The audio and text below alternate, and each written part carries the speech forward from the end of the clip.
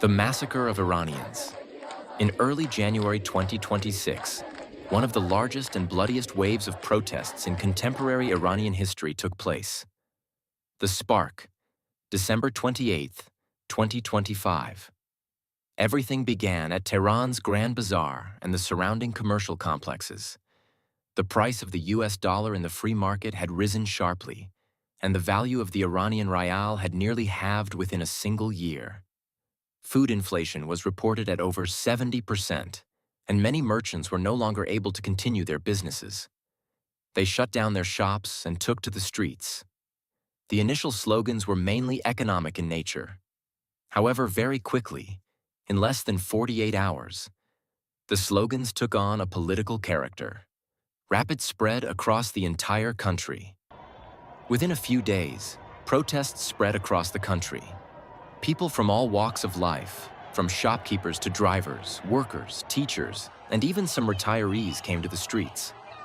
From approximately the third day onward, university students entered the scene, and dominant, explicit anti-government slogans emerged. In many cities, protesters attacked and set fire to banks, Basij bases, government symbols, and even some state radio and television buildings. On January 8th, one of the largest protest gatherings since the 1979 revolution took place. Reports indicated the presence of tens of thousands of people in cities across Iran. In Tehran, many streets and squares were filled with crowds. The nights of January 8th and 9th. A bloody suppression.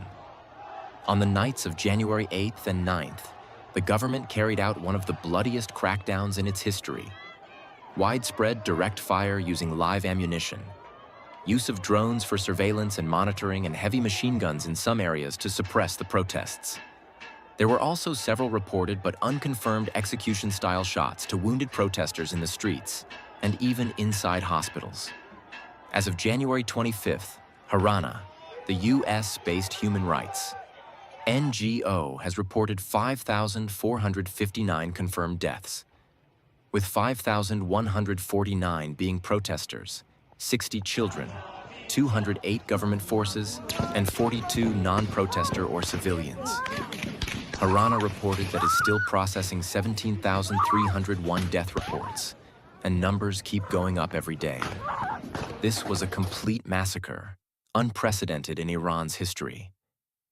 This massacre was carried out with the assistance of the regime's repressive forces, and there are some unconfirmed reports that proxy forces of the Islamic regime from countries such as Iraq, Lebanon, and Afghanistan were involved.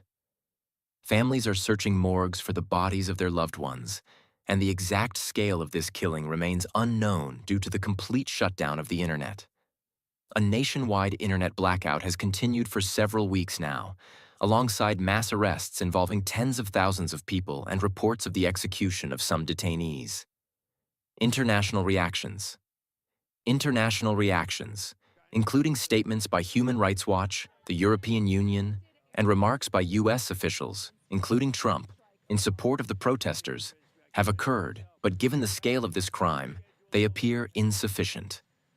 Ali Khamenei, the criminal dictator of Iran, appeared before cameras with a smile of satisfaction after ordering the massacre and blamed the crime on terrorist groups allegedly affiliated with Israel and the United States. The people of Iran are in shock and rage and are now thinking only of the day of justice.